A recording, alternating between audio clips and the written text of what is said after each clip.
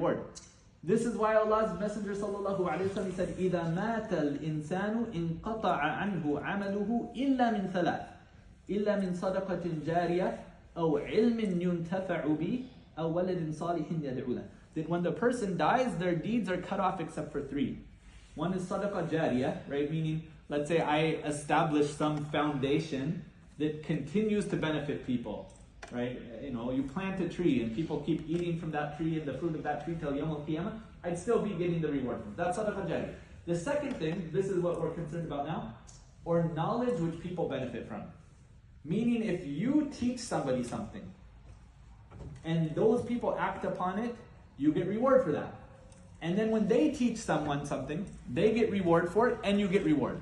As long as that chain is still going and you were part of that chain, you will be getting reward for all of the people. Imagine you have 10 students in your life, and each one of those 10 students has 10 students, and each one of those 10 students has 10 students. Right? Generations later, there's 1 million people benefiting from that knowledge that you had. On Yawm al-Qiyamah, you say, Allah, I only had 10 students. Why do I have the reward of 1 million people that act upon this? Why? Because those 10 students taught their students, and so on and so forth.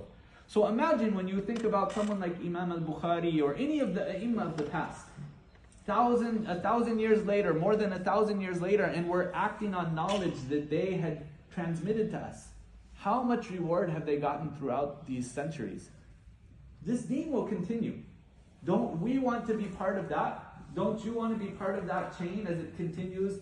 If Allah Ta'ala doesn't establish the hour for another 1,000 years, and only Allah knows, right? It could be 10 years from now, it could be 1,000 years from now, but only Allah knows.